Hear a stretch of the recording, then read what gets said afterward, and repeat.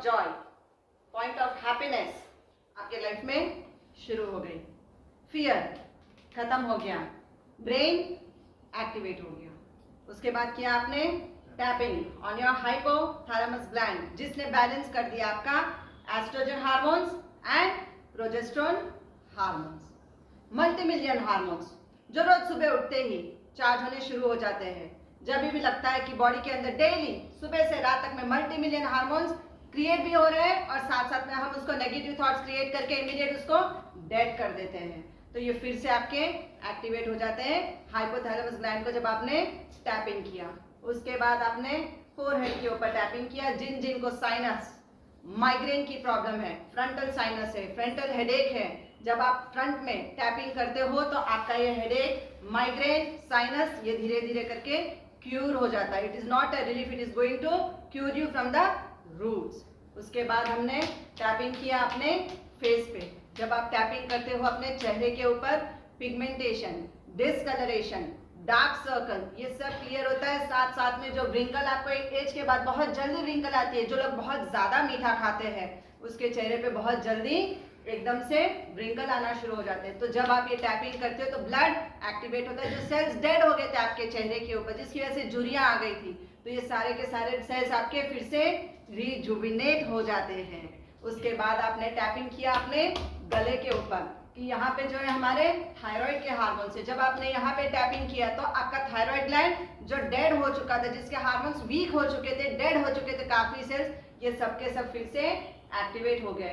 पीछे आपने नेक के ऊपर मारा तो C1 to C7। It is not कि आप जोर जोर से मारेंगे, आराम से हल्के हल्के रिलैक्सली टैपिंग करना है, स्लैपिंग नहीं करना है। It is tapping exercise. तो आपको आराम से टैपिंग करना है जिससे सर्वाइकल C1 से C7 में कहीं पे भी कोई भी नर्व का कंप्रेशन है ये वापस बाहर आ जाता है। उसके बाद आपने शोल्डर पे टैपिंग किया। काफी देर तक हम लोग कंप्यूटर पे बैठते हैं, लैपटॉप का जमाना है, सारा का सारा व्हाट्सएप का जमाना है, सारा के सारे मैसेजेस आपके व्हाट्सएप से चलते हैं। तो यहाँ पे जो शोल्डर में आपके स्टिफनेस आ जाती है, स्ट्रेस हो जाता है, तो you have to give tapping on your shoulder, जिसकी वजह से आपका स्ट्रेस रिलीज हो जाता है और सारे के सारे आपके पॉइंट्स एक्टिवेट हो जाते हैं। उसके बाद मसल को हमको टैपिंग करना है कि सारा दिन मस्कुलर वर्क बहुत ज्यादा हो जाता है, तो मसल को जब आप टैपिंग कर देते हो तो आपके मसल फ्री हो जाते हैं। चेस्ट के ऊपर टैपिंग किया। लंग्स एंड चेस्ट जितनी भी बीमारी है, सबसे ज्यादा प्रकृति कफ की प्रकृति होती है हमारे लंग्स में, तो हम जब टैपिंग करते हैं अपने चेस्ट पे तो लंग्स एंड चेस्ट, साथ में हमारा हृदय, हार्ट, ये सब में जो भी ब्लॉकेज था, जो भी कफ था, कोलेस्ट्रॉल था, ये सब का सब आपका क्लियर हो जाता है जब आप टैपिंग करते हो अपने लंग्स एंड चेस्ट पे। राइट साइड कल पढ़ाई हुई थी लिवर, लेफ्ट साइड पे है हमारा स्प्लीन। राइट साइड में जो लिवर है, जितना भी टॉक्सिन्स हमारे खाने के बाद जो टॉक्सिन्स जमा हो जाता है उसको हमने रिलीज कर दिया राइट साइड से। लेफ्ट साइड जिसको खून बनने की तकलीफ है, समस्या है, B12 वगैरह डेफिशिएंसीज, तो आपने क्या कर दिया, लेफ्ट साइड में टैपिंग करके अपने स्प्लीन को एक्टिवेट कर दिया। बीच में नाभि चक्र, 72,000 nervous system which is controlled by only one solar plexus. 36 ऊपर, अगर नाभि ऊपर चढ़ गई 36,000 डिजीजेस आपको फेस करने पड़ते हैं, जो हमको पता ही नहीं, एक के बाद एक हम गोली खाते जाते हैं, दुनिया की साइड इफेक्ट लेते जाते हैं और उसके बाद जो है एक चीज ठीक होती है तो दूसरी 10 क्रिएट हो जाती है।